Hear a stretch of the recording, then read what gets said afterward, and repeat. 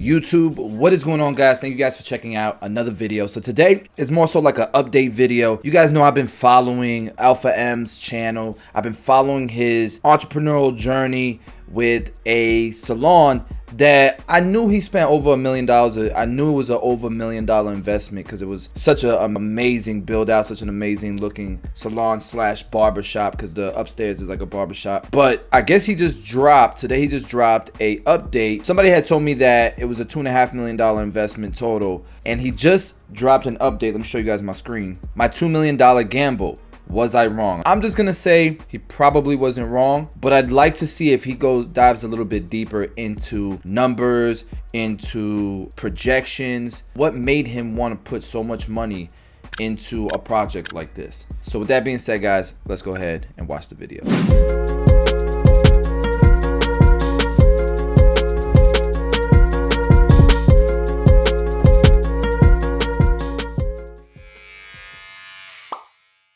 Today, we're going into Salon Posta. Gonna go in, gotta check out some things. What I thought we'd do is talk a little bit more specifically about the business itself. You know, talk about employees, talk about some of the expenses that I didn't realize we were gonna have, or were gonna be so expensive. Also talk a little bit more specifically about my personal investment in this place and how or if I'm gonna be able to actually make some money. They're definitely gonna dive deeper, it sounds like. What's up? How are you? How are you? Yeah, what's up? Called me up and asked me, what's up? Hi. How are you? Hello, I'm good. How's everything been going so far? Very good. Everybody, this is Vanessa. She is the manager. She makes sure that everything is under control, and Steva isn't a diva. Hard job. Hard job. What I've come to realize is that working with all women except Steven is the biggest diva out of all of them. I have to agree. So anyway, so how have things been going? We've been open now for about 6 weeks, maybe 7. It's been going good. We've been really blessed. Super busy. Everything's working like a team. That's What's good. up, Courtney? How's everything been going? Courtney, okay, hold on. Courtney is the other manager, right? Embarrassed. Yes. Like shy. How have things been going so far? We've been open now for about like 6-7 weeks. What do you think? Yeah, I think it's amazing. Everyone seems to be really happy, and we're really booked, and it's exciting, and yeah, it's going really good. Good. How's things been going so far? We've been in business now for like 6 weeks. No, we're in our 8th week. Eight weeks. How's it been going? Nice and smooth. You know, it's getting busy. A lot of new clients. You know, lots of reviews. Lots of great reviews. Did you leave a review? 5 stars. Good. 5 star? 5.5. 5.5. Now originally the idea was that up here was going to be kind of like the guys area, right? What happened? Well, that plan has sort of changed a little bit, and the reason is because, you know, in terms of profitability with the salon, men are not as profitable as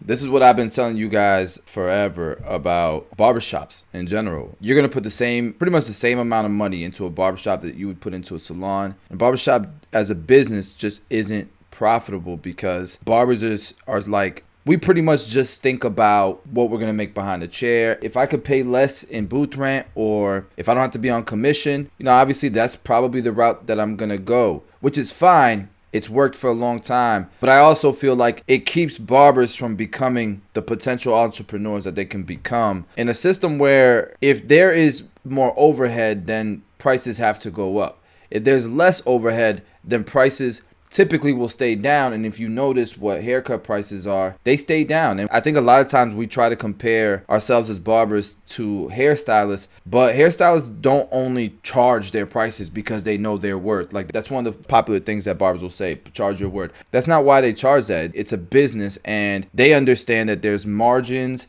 that they have to make, but there's also a lot more expenses as a salon. If you notice, they have managers, they have receptionists, they have all these things, and all those things become expenses that are priced in to the services. We don't do that as barbers because it's just us. It's an interesting thing. I'm not knocking either way, but I could totally see why he's deciding the barbershop is probably a bad business, especially if I just put $2.5 million. I'm not going to invest $2.5 million to make a few $100s a month from you. So we have gotten so busy down below that we know that we're gonna have overflow and need more women stylists up here. And so what we're gonna end up doing is we just placed the order for some more like white cabinets. We're going to have like cabinets there, cabinets up there. We're gonna do more cabinets up there. We're gonna have another color bar up here because instead of people having to like run up and down and color, that's like, That's where the money's at. anyway, let's run back to the office, sit down and actually talk a little bit more about money and this place and all that stuff. Color is where the money's at. Let's get to the money talk. Talk in depth and detail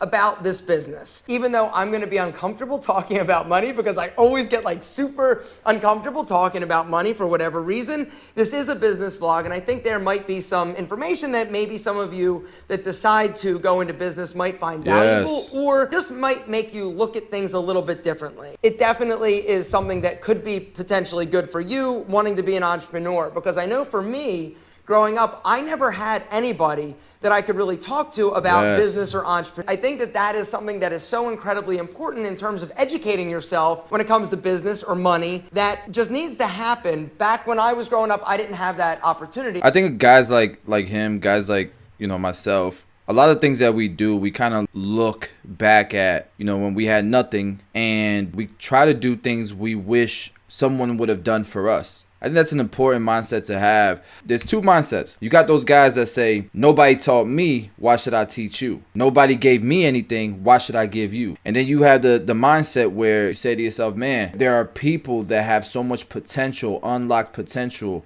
If I could spark something in somebody's mind and their spirit, it makes them evolve into their full potential. Like, why wouldn't I want to do that for someone? Because I wish somebody would have done that for me when I was younger. Good for you, Alpha. I'm glad you're doing this, bro.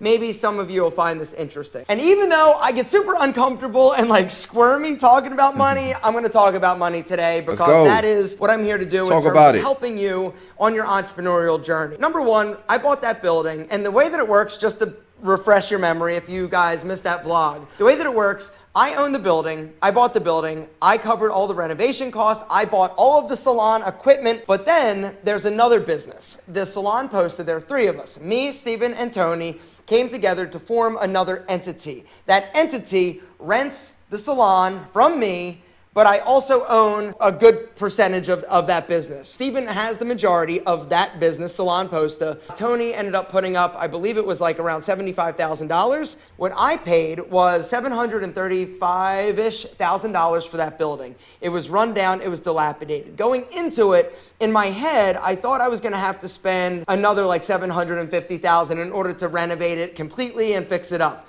It ended up going over that. Including like the fee that I paid my contractor, all of the engineering fees, all of the design fees, hiring my designer, my interior designer friend, Minuet, in order to come in and sort of help, buying the furniture, all of the salon equipment, all in, I'm at $2 million. So I have $2 million invested in this project. I did not finance anything. I paid everything out of pocket. You didn't finance it? You didn't leverage? You didn't use other people's money? Man. Hey, to each their own. There's people that definitely sleep better at night not having debt, but I couldn't put $2 million cash. I would leverage it. Everybody's in a different situation, in a different tax bracket. Was happening, I was saving money and extra money I was putting into this fund so that I could pay for everything and not have to, go and borrow money from a bank. Now, I know that a lot of people will tell you that is the absolute worst thing to do right now with interest rates super low. He's probably going to refinance. Getting super crazy returns. He's gonna you refinance. Can borrow money cheaper, use it there, take your money, invest it in the market, make the difference, and you're coming out ahead. And I understand that, and that is not a wrong answer.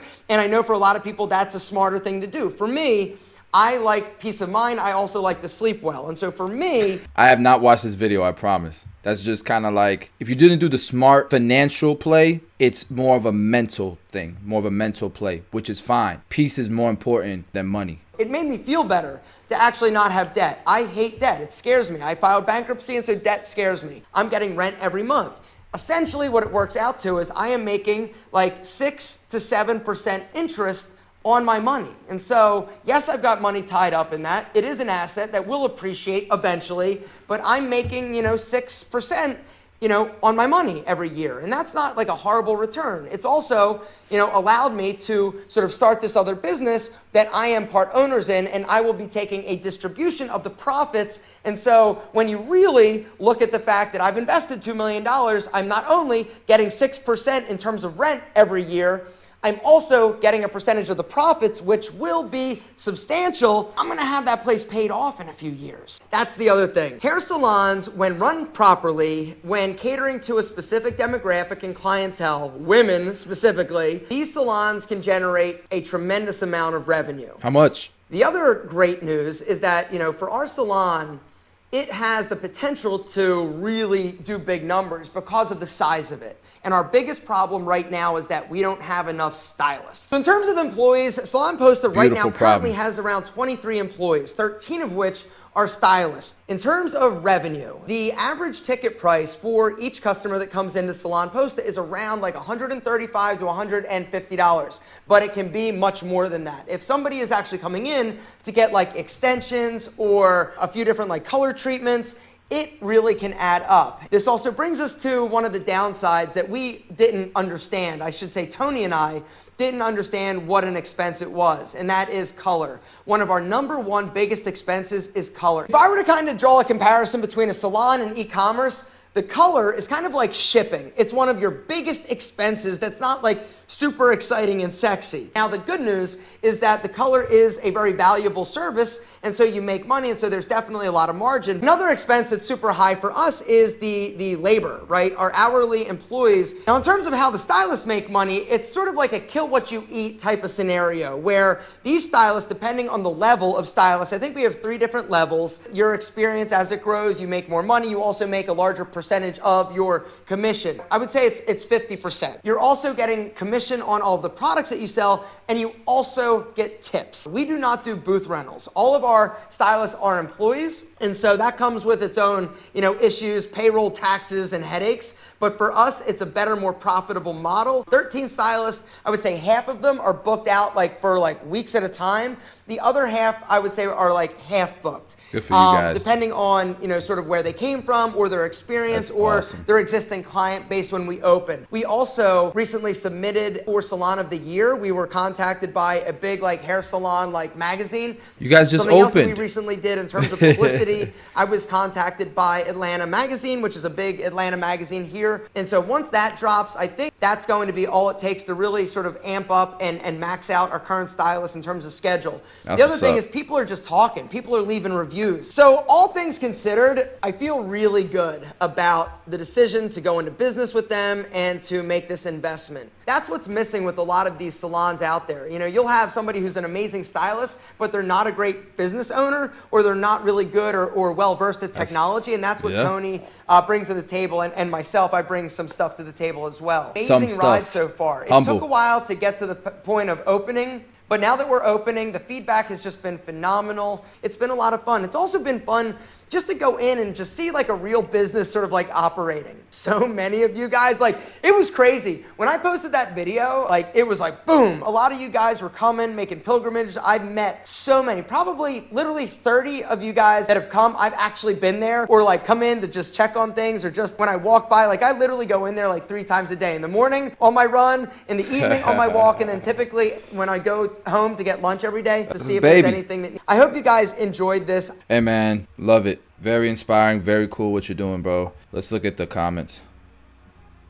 No, I'm here for it all. Run them ads. I'm here for it all, bro. I got YouTube Red, so I didn't see no ads, but yeah, big respect on the long vlogs and stuff for sure. I love the vlogs. Yeah, he's getting a lot of love and support. That's cool, as I expected. I don't know how I'm not subscribed, but subscribed. Dope channel. Really happy for his success. Hey, my hair is looking crazy. I appreciate the transparency, man. Definitely something I kind of try to model as well, is that transparency, because like you said, you don't know who's watching, who's inspired by this, and these are the type of videos I like to react to and share with my audience. Even though it's not what everybody comes to my channel for, I know that it's probably going to be the most impactful type of content because it's inspiring. A lot of gems, nuggets drop. With that being said, guys, make sure you go follow Alpha M and Tegan Hanley's channel. I'm gonna link both of those channels in the description below. We drop daily content on this channel. Every single day I'm dropping something that has to do with the barber industry. This was a barbershop, but obviously for good reason he's just doing the salon thing, which is cool. It's still, you know, hair. It's still part of our industry. And yeah, I'll see you guys tomorrow. More daily content.